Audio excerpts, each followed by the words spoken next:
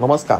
तुम्हा सर्वांनाच माहीत आहे की बौद्ध समाजाचे पहिले सुप्रीम कोर्टचे जज असणारे B.R. गवई हे नेहमीच सतत आणि नेहमीच जे आहे बौद्ध समाजाच्या मागासवर्गीयांच्या बाजू मांडत असतात. त्याचप्रमाणे ते अशा गोष्टी देखील करत असतात ज्यामुळे सर्वच ठिकाणी त्यांच्याबाबत चर्चा होताना आपल्याला दिसत आहे. त्याच पार्श्वभूमीवरती काल केरळमध्ये एक कोर्टाची ओपनिंग झाली. केरळमध्येच आहे डिजिटल कोर्ट नावाचं एक नवीन कन्सेप्ट त्या ठिकाणी चालू करण्यात आलेला आहे. त्यानुसार मागासवर्गीय, दलित, गोरगरीब यांच्यावरती होणारे अन्याय, अत्याचार असतील किंवा त्याबाबतचे जे प्रकरण आहेत हे लवकरात लवकर मार्गी लावण्याचं काम केलं जाणार आहे. त्यासाठी केरळमध्ये तसं कोर्ट देखील निर्माण करण्यात आलेलं आहे. परंतु त्या ठिकाणी बोलत असताना B.R. गवई यांनी चांगलंच त्या ठिकाणी आपलं मत मांडलं. त्या ठिकाणी बोलत असताना ते म्हणाले की आपण असं पाहत आहोत की आपला जो सामाजिक किंवा या आजूबाजूची परिस्थिती आहे त्यामध्ये नेहमीच भेदभाव केला जात आहे. सामाजिक भेदभाव आपल्या सर्वांनाच मागासवर्गीयांना सहन करावा लागतोय.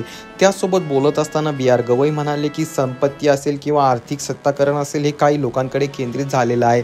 त्यामुळे असं होत आहे की जो कोणी गोरगरीब आहे किंवा मागासवर्गीय आहे त्याला जर एका डब्यातून दुसऱ्या डब्यात म्हणजेच अप्रगतीकडून प्रगतीकडे जायचं असेल, त्याला प्रगत लोकांमध्ये यायचं असेल, त्याला स्वतःला समोर न्यायचं असेल तर तो ते करू शकत नाही. कारण आपल्या ठिकाणी तशी रचनाच करण्यात आली. त्या प्रकारचं काम या ठिकाणी होताना दिसत आहे. अशा प्रकारचं वक्तव्य जे आहे B.R. गवई यांनी केलं. त्या ठिकाणी ते बोलत असताना त्यांनी आर्थिक आणि सामाजिक गोष्टींबद्दलचं आपलं मत मांडलं.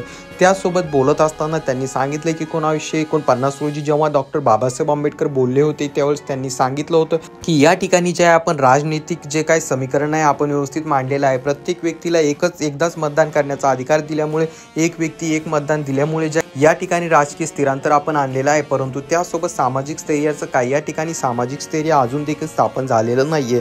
अशा प्रकारचं वक्तव्य करत B.R. गवई चांगलेच त्या ठिकाणी संतापले आणि त्यांनी खंत देखील व्यक्त केली. त्या कार्यक्रमामध्ये बोलत असताना B.R. जस्टिस गवई म्हणाले की आपण आजकाल पाहत आहोत आपल्यामध्ये जे एक दरी निर्माण करण्याचं काम चालू आहे किंवा या ठिकाणी एक दरी निर्माण होताना दिसत आहे.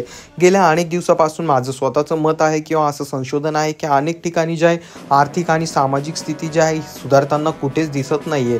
आपल्याला स्वातंत्र्य मिळून इतके दिवस झाले आहे की ज्यामुळे आपण आता सामाजिक स्थैर्य निर्माण करायला पाहिजे होतं. परंतु त्या उलट आता आपल्या देशामध्ये जे आहे सामाजिक स्थैर्य निर्माण होण्याऐवजी आपल्या ठिकाणी जे अस्थिर्य निर्माण होत आहे. दोन गटांमध्ये मोठ्या प्रमाणात जे आहे भेदभाव निर्माण होत आहे. अशा प्रकारचं वक्तव्य त्यांनी केलं. त्यासोबत त्या ठिकाणी बोलत असताना त्यांनी सांगितलं की केरळने जो नवीन कन्सेप्ट आणला, केरळच्या मुख्यमंत्र्यांनी जो काय नवीन कन्सेप्ट आणलाय ते खूपच सुंदर असा कन्सेप्ट आहे ते म्हणाले. कारण केरळ या ठिकाणी नवीन डिजिटल कोर्ट नावाचा कन्सेप्ट चालू करण्यात आलेला आहे. यामध्ये जे आहे मागासवर्गीय, दीन, दलित, गोरगरीब असतील यांना लवकरात लवकर न्याय मिळवून देण्यात यावा किंवा त्यांची प्रकरणे लवकरात लवकर सॉल्व्ह करण्यात यावी, त्यासाठी या कोर्टाची निर्मिती करण्यात आलेली आहे असं त्या ठिकाणी सांगण्यात आलेलं आहे. तर B.R. जस्टिस गवई त्या ठिकाणी बोलत असताना अनेक व्यक्तींवरती किंवा अनेक घटनांवरती त्यांनी आपलं मत मांडलं. त्यांनी जे सामाजिक किंवा आर्थिक बाबतींमध्ये देखील त्यांचं मत मांडलेलं आहे. तरी तुम्हाला याबद्दल काय वाटतं खाली कॉमेंट करून सांगा.